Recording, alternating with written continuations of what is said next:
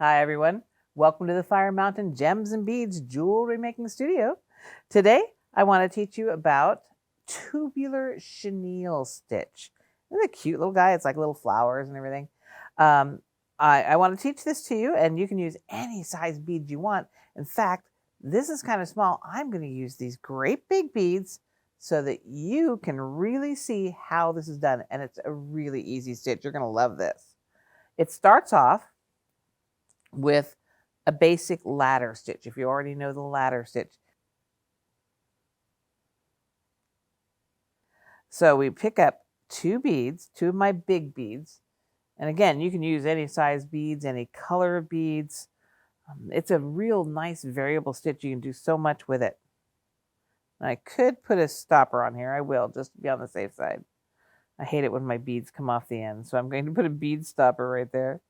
I'm going to go pass through both beads in the same direction again to form sort of a itty bitty loop out of only two beads. And ideally they'd rest side by side, but since they are round beads, they don't really want to do that. But now I'll just add another bead, trying to hang on to all the beads at the same time, maintaining tension. So I've added another bead. To keep making this ladder, I want it to be beside the second bead. So I'm going to go up through the bottom of that second bead. Again, we're making basically it's a 2-bead loop. There we go. Ideally, they'd rest side by side, but again, it's a round bead. I want to come out the bottom of this one, so I'm going to go through the top of this. And if you already know ladder stitch, then this is easy for you. And pick up another bead. And that's how a ladder stitch works. You just basically go round and round and round and round, adding beads side by side for as long as you need. In this case, I want 6 beads to start my pattern with.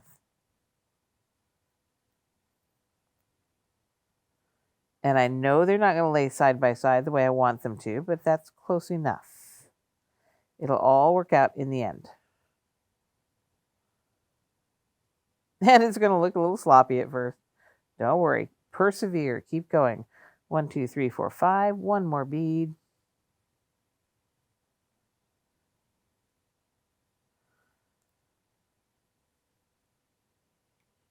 And come out here.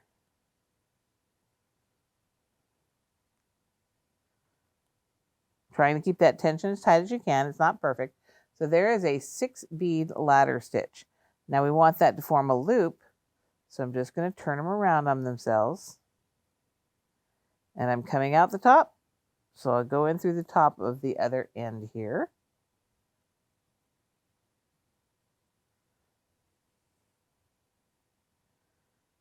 And go back up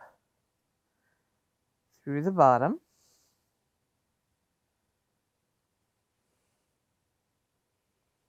And there you go. That is a 6-bead ladder stitch loop of beads. Now we're going to start adding the other color. The other color is going to land in between. So I'm picking up one of my little purple beads and I'm going to put it right here between these. So I go down.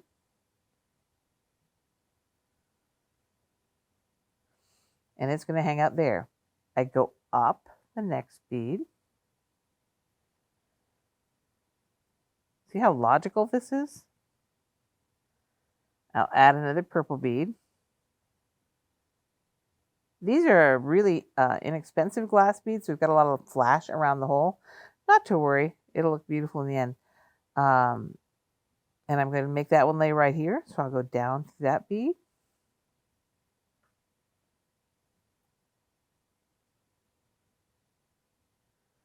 Up through the next bead.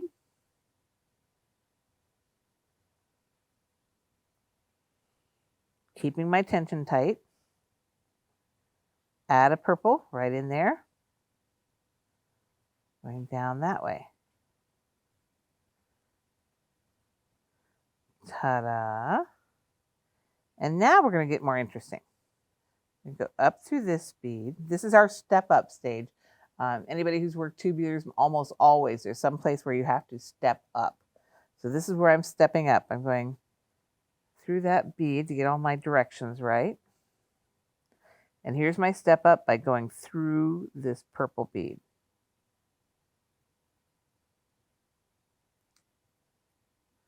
So what I've got so far is I've got a row of 6 whites and a row of 3 purples. So the next thing I want is 2 whites right here. So I get to add both of those white beads all at once. Yep, get the right direction. So I'm going to add 2 white beads. And it's all going to lay on top of each other. I want to get that tail out of my way. And I'm going to go through this purple bead over here. So those beads will be together.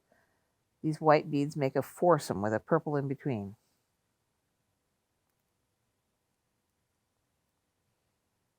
Get rid of my bead stopper now. It's getting in my way. Don't want that tail in my way.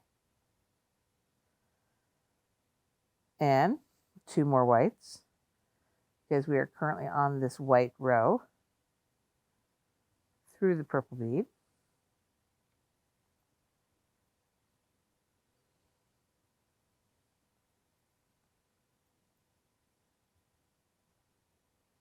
Starting to form up. 2 more whites. And through the purple bead. If I can see the hole. There it is. So there, we finished a row of the white beads now. Try and keep your tension tight, especially when you're working with round beads like this one. And now it's time, we've finished the row, so it's time for a step up. My step up is to go through this white bead right here. That's stepping me up. We did a white row, so now it's time for the purple row. Try keeping your tension tight. It'll all work out in the end.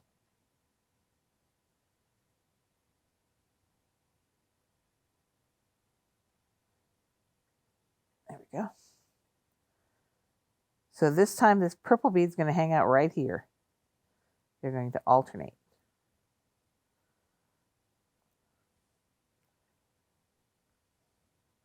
And we're going to go through both white beads.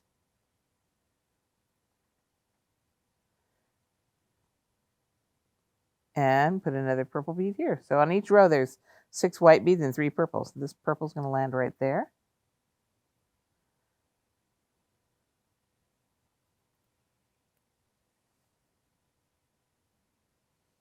Go through another white bead.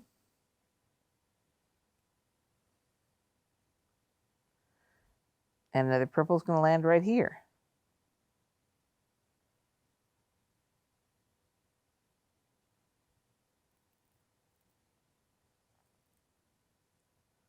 And go through 2 of those white beads.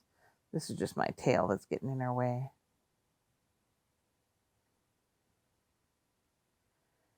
And since we have now completed a row of 3 purple beads, we need to do our step up. The step up is to go through 1 more purple bead. And you can see our pattern starting to form, and we're back to the row of whites. So it's 2 whites, 2 whites, and 2 whites. And we're going to keep up that pattern. Do 1 more row.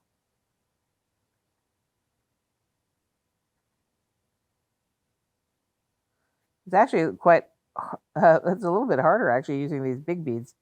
I'm sure you can see it better.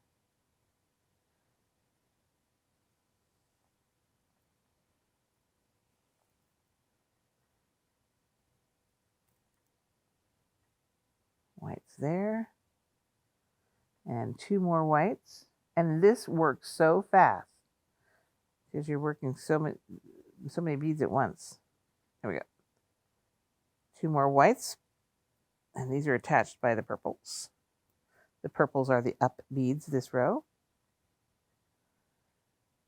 2 more whites.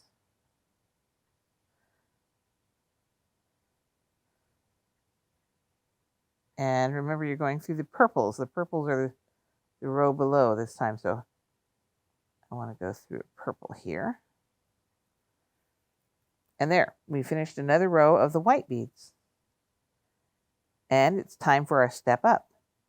So our step up is through a white bead. There we go. From that, we would add a purple, a purple, a purple, and we'll keep on going, creating this neat little flowery pattern until we get to this. And we can add to that, and this is quite flexible, but it maintains its round shape very nicely, and especially in the smaller version of it. So now you know how to do a tubular chenille stitch, and I'd love for you to go out and be creative with all your thoughts and wonderful ideas on how to make this into some beautiful piece of jewelry. Thanks for joining me. Happy beading!